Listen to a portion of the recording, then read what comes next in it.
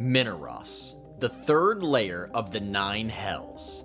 Ruled by the greedy Mammon, it is a putrid, disease-riddled swamp, yet also the economic center of the Nine Hells, a place where the buildings perpetually sink into the nasty mud, where the weather can kill you, and where the denizens will torture you gleefully. There are untold riches buried in the ruins beneath the marshes and hidden within Mammon's vault, and countless adventurers have lost their lives, souls, or sanity trying to find them. So tell me, Burke, how barmy are you to find yourself in the one place in Beator even the Batazu can't stand? First, let's cover how each edition describes the third layer of hell.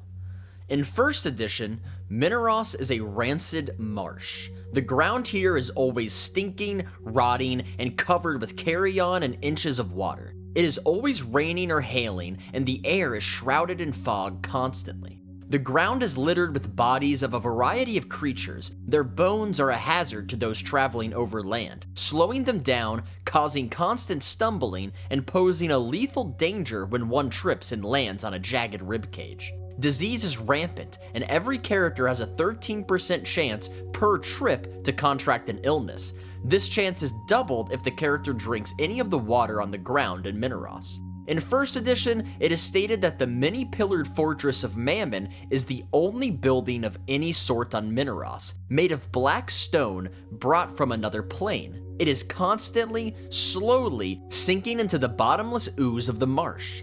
In the rest of the layer away from his fortress, he allows stone to be used only in cells. These cells are great shallow pits, 2 or 3 feet deep in the water, in which stones, with chains and manacles fastened to them, lie. Intruders will be captured by barb devils and chained to these stones, sitting in the cold, fetid water until they die, are taken away for interrogation or torture, or escape. Barb devils will intentionally let prisoners escape so that they can hunt them for sport, and will perch atop the stones to burn the heads and expose portions of the prisoners below. Here's what Ed Greenwood has to say about the domain Mammon and his duke's rule. Quote, "The center of the layer rises into volcanic badlands of ash hills and slime-filled rifts. Mammon's palace sits in a marshy bowl at the heart of these volcanic lands. The vassal dukes of Mammon rule stretches of volcanic ridges and ash-choked, lifeless woods far from the central palace, between the uplands and the marshes where prisoners lie in dolor." End quote. The dukes have no fortresses, but instead rule bowl-like craters in the higher parts of the volcanic ridges. Here they keep their treasure in chests that are placed in a pit that is covered with a boulder and then guarded by scores of devils.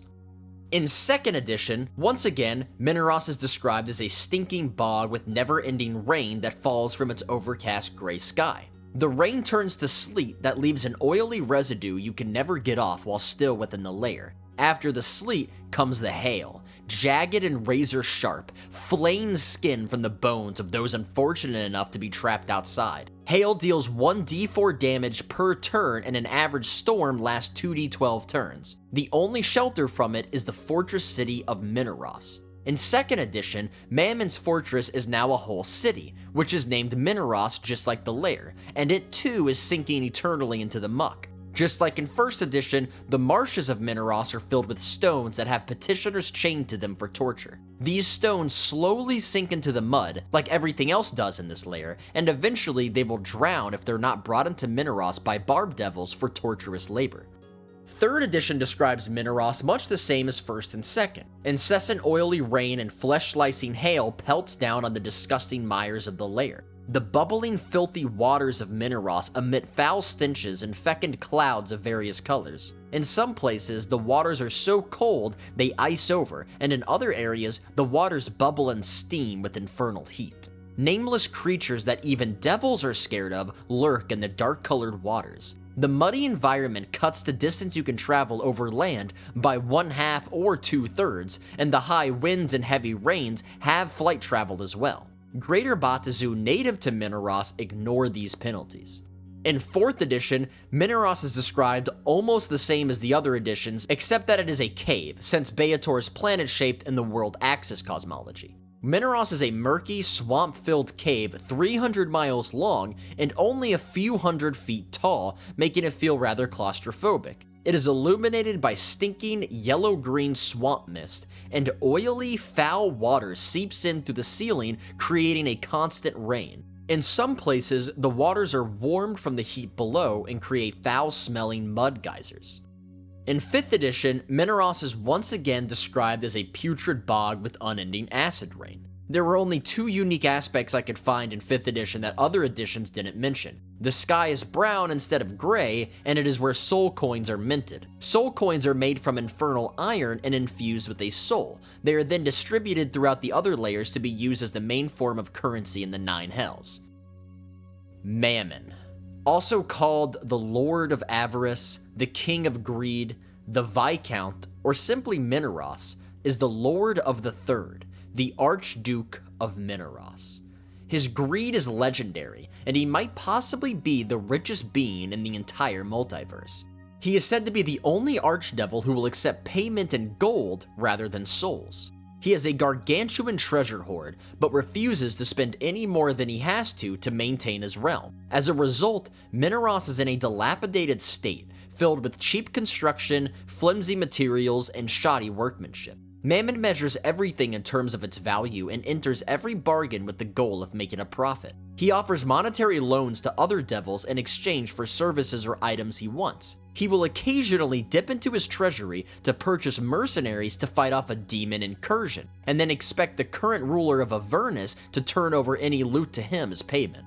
When Mammon's devil servants bargain with mortals, they can offer tremendous wealth, and this method brings in more souls than any other archdevil in hell. In 3rd and 5th edition, Mammon oversees the soul trade, and any unclaimed lemures are taken in by Mammon and sold for profit. Mammon does what's best for Mammon. He allied with Despater and Mephistopheles when it aided him in the Reckoning, and then when that rebellion failed and Asmodeus proved victorious, he was the first to abase himself in front of Asmodeus and beg to be allowed to serve him once again. Many other denizens of hell consider his behavior as shameless and embarrassing, and he is despised by the other lords of the Nine. Mammon promotes more devils than any other archduke, but he also demotes devils at the slightest hint of insult. He is a two-faced, insecure, vindictive being, always looking for a reason to punish anyone he is dealing with. It is impossible to stay on his good side because he doesn't have one. Mammon's original form was similar to that of a pit fiend, but after the Reckoning, Asmodeus changed his form as a way to represent him becoming a new devil. His current appearance is that of a 30-foot-long serpent with a humanoid torso, arms, and head. When he is frustrated or wants to blow off steam, he will take on his original form, mount a nightmare, and lead a pack of hellhounds across Minauros, hunting for devils that deserted his armies. However, if he happens upon an adventuring party, he'll surely take out his anger on them as well. While in a serpentine form, he wields a +4 spear, strikes with his tail, and can make a bite attack every other round. Victims of his bite must save versus poison or contract a wasting disease that causes the victim to lose 1 hit point per hour and 2 points of charisma per day. This can only be cured with a heal spell. When Mammon is in his pit fiend form, he loses his bite and tail attack but gains an extra attack every other round with his spear. Vassals. Aeaea is the daughter of Asmodeus and is Mammon's consort in 1st edition. In 2nd edition, on page 46 of the book Guide to Hell, it is said that after the events of the Reckoning, Asmodeus ended her relationship with Mammon by force. However, also in 2nd edition, on page 30 of Faces of Evil the Fiends, it says that Aeaea is still Mammon's consort. Guide to Hell came out 2 years after Faces of Evil, so I assume this change, along with the addition of the Reckoning, was a retcon. And then in 3rd edition and on, Aeaea is the Archduke of Malbolge. Folklore. Seneschal to Mammon. Because Mammon is neglectful of security and diplomacy, instead focusing on acquiring more wealth, Folklore holds most of the real power in Minauros. He watches over Mammon's palace, affairs, and his consort Aeaea. He is careful with his words and often quiet. He is a master strategist and respected by most archdevils. In addition to all of that, Folklore is unshakably loyal to Mammon. He appears as a thin, bearded, middle-aged human with feathered wings, brown cloven hooves, and pale pink-green skin. His armpits and flanks have tiny scales embedded in them as well. He enjoys swimming and has the ability to command fish and call storms he can control, but these are useless while within the 9 hells. Gloire, the consort that replaced Glazia in 3rd edition. That's the only information I get on her. Baal. Of all the vassal dukes that rule stretches of volcanic wasteland in Minauros, Baal was the most notable. He commands 66 companies of barbed devils and actively plots to supplant Folklore and ultimately Mammon himself. He is considered one of the greatest generals of Baator and a viable candidate to become an archduke. Unfortunately for him, he is not skilled in the politics of Hell and is easily outmaneuvered by his rivals, consigning him to a mere vassal. In 3rd edition, Folklore wants to aid Baal in usurping Mammon so that he could rule using Baal as a puppet. Baal has a small following of deluded cultists. They call him the King of Hell, some believing he rules over all devils. They depict him in a myriad of different forms, yet they never get it right. His true appearance is that of an 8 feet tall, muscular, bronze-skinned, bovine humanoid. Baal tries his best to not risk himself in combat, preferring to let his legions of barbed devils and repertoire of domination magic do the fighting for him. He considers it a disaster if he has to engage with his Morningstar. Many believe Baal is the one who created the invisibility spell and gifted it to mortals. Ka'ar Kranolas, a duke that leads 36 companies of barbed devils. He is a gray-brown furred, dog-headed humanoid with scarlet bat-like wings, 3 scarlet horns protruding from his bony brow, black hooves, and a scarlet forked tail. He has strong, bony, scarred hands of human appearance and glittering yellow eyes. Melkon, a duke who leads 18 companies of Oringes. He is jealous of his stronger archdevil rivals and would love for something to happen to Baal or Folklore. Melkon is a fiery, red-skinned humanoid devil with upturned, bull-like horns, black curling brows and beard, black hooves, and large crimson wings. His weapons are never magical, but always envenomed. Zimamar, a pit fiend that commands the palace guard of 6 companies of bone devils in 1st edition. In 2nd edition, he is a member of the Dark Eight. Duke Morsh, the commander of Mammon's armies in 2nd edition. Inhabitants. Since Mammon promoted and demoted devils so often, he had a ready supply of least devils to promote when needed. Lemures and Spinagons were unusually common on this layer, as well as Nuparibos, since they were previously devils that were demoted on Mammon's whim.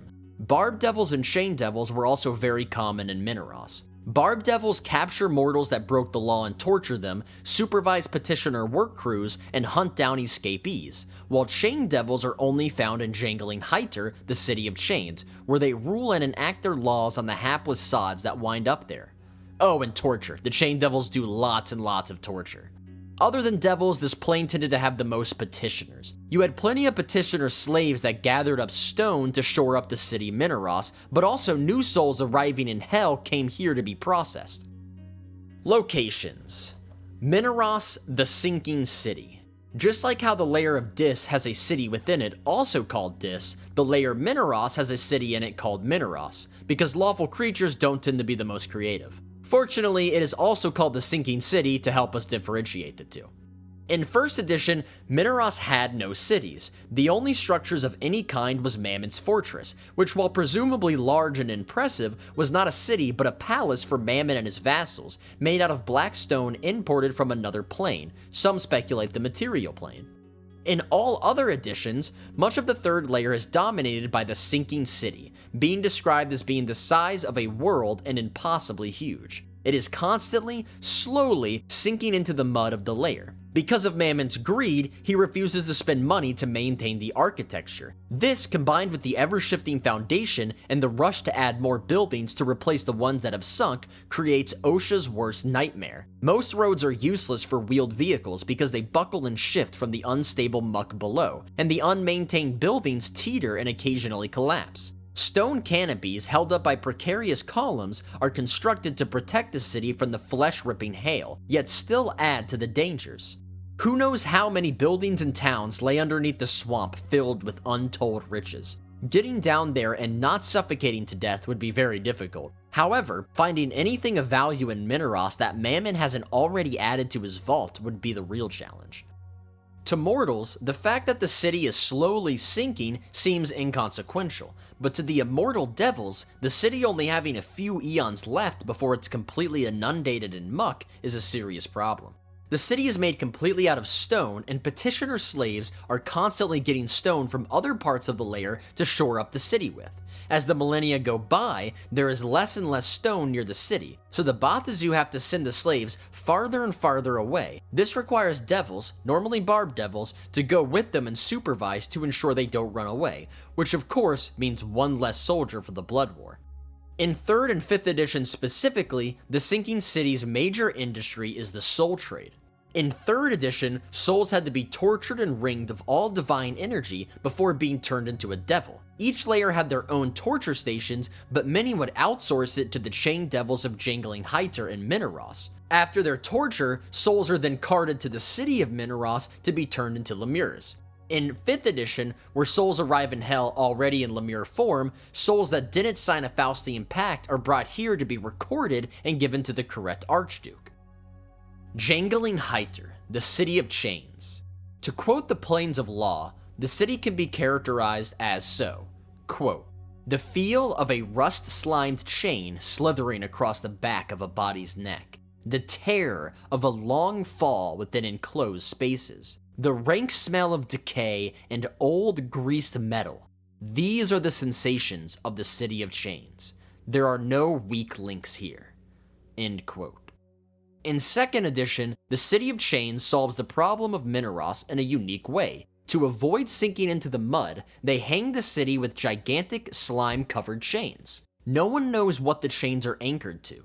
They seem to disappear into the infinite sky above. Every single building is constructed of chains. Now, since chains have holes in them, they don't provide much protection from the rain and hail, so you have to find buildings with a tight concentration of chains to avoid as much as possible. Some still seep through, but it's better than being pelted by the full force of the hail. However, since everyone needs protection, these places will be crowded. Although the City of Chains is predominantly filled with, you guessed it, chain devils, the ruler of Jangling is an apathetic barb devil named Polis Windscreamer. It's rumored that the chain devils really control the city, and that's why Polis is so apathetic. He's been turned into a figurehead. The city is divided into a fiend quarter, a merchant quarter, a visitor's quarter, which the locals call the meat quarter, and the chitin's quarter. The merchant's quarter is the safest place for visitors to be, for planar traders bring in valuable goods and are protected by a bill of passage given to them by a greater Batazu. However, since devils are so often demoted, if the Batazu protecting the merchant gets turned into a Nuparibo, the protection means nothing. Merchants often keep naive mortals around, so devils were distracted by tempting them rather than throwing their rivals under the bus. The other quarters are best avoided, for you are likely to be attacked on sight or forced to run away by climbing the slimy barbed chains, slicing your hands open and falling as the locals laugh at your misery. There is almost no crime in the city. The laws are simple and easy to follow. Don't steal, don't kill, and don't cause chaos. Anyone who breaks the law is met with the justice of the chitins. There are no appeals to chain devils, and every crime, no matter how small, is punishable with death by chains. This includes flogging, strangling, and whatever other creative ways the chitins have come up with to kill people using chains. In 3rd edition, Jangling is also called Torture City, and is where much of the torture required to turn souls into lemures is performed. Quote, "In massive, factory-style installations, chitins fillet the souls of the damned with long-honed precision. Heiter's chitins are so famously skilled at their craft that other archdukes, most notably Asmodeus and Levistus, farm out much of their soul-torturing work to them. Thus, tumbrils bearing raw or processed souls teeter regularly into and out of the city. In Jangling transport is an industry second only to torture. So many souls are tormented here that their agonized shrieks constitute a harrowing form of noise pollution. Undercover adventurers traveling in the city risk exposing themselves by reacting to the screams with fear or pity. Once every 1d6 hours, the combined groans of the tortured rise to a crescendo, necessitating a will save from any non-evil characters. On a failure, the character is visibly horrified, and any observer can readily penetrate her guise." End quote. Aeaea, the divine realm of Hecate, goddess of magic and moons from the Greek pantheon. In 1st edition, her one and only realm was located in the 4th layer of hell, Phlegethos. In 2nd and 3rd edition, her primary realm is located in Hades, and her secondary realm is the one located here in the 3rd layer of hell. Both are called by the same name. The Aeaea of Minauros was a chilly and desolate place that quickly enveloped visitors in a shroud of soupy fog. The mist rendered the rest of the plane invisible, and even those with infallible senses of direction would quickly become lost here. Travelers risked bumping into the thousands of strange, sculptural devices that littered the realm, clanking and howling machines that blinked with eerie, infernal light and moved in service to some obscure purpose.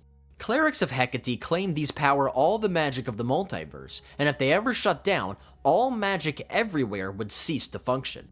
Hecate and her clerics manufacture magical items and sell them to Batizu for souls to power their occult machinery. When supplies run short, the lowliest of Hecate's fiendish servants are fed to the devices instead. The divine realm of the Blood Queen.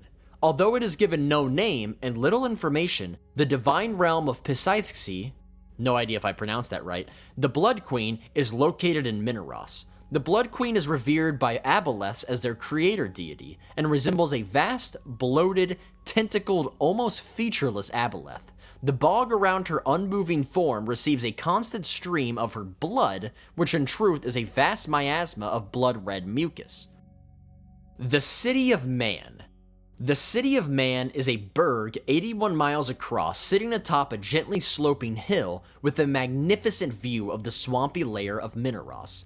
It is ruled by the Aeaea's Alasta the Clean, but secretly is ruled by the previous Geleugon ruler, Keclaris, who promoted Alasta and guides her every move. Rumors are that the one who built the city, the pit fiend Furcus, Minister of Mortal Relations, also is trying to run the city. Normally, the city appears to be an abandoned marble burg decorated with frescoes depicting scenes of unspeakable debaucheries and glories long past. But if you know the secret path, which is walking around the city 3 times, you will hear riotous revelry and stumble across a mob scene as you enter the first ring of the City of Man, the Ring of Sensation.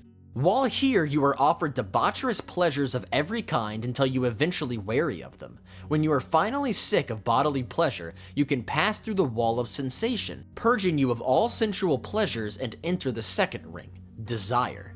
You can continue through all the rings in order: Sensation, Desire, Purity, Emotion, Logic, Understanding, Body, Mind, and Power, mastering a new secret with each one.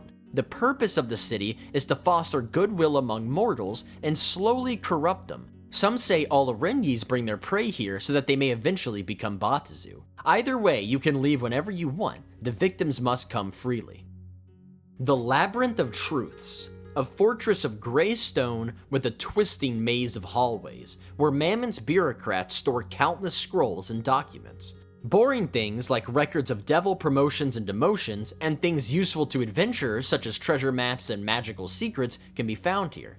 A horde of lesser demons staffs the labyrinth under the watch of Amnesu's supervisors. Barbatsus and Narzugons serve as guards. It consists of 9 floors, each floor holding a different category of documents.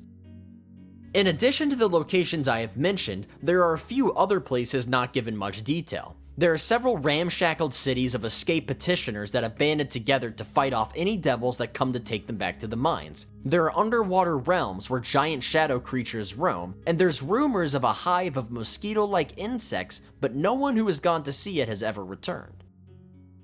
Thank you for watching this video of Dungeons & Dragons lore through the editions. I hope you enjoyed it and can find some useful information to incorporate in your games. Subscribe to my channel to see more D&D related content.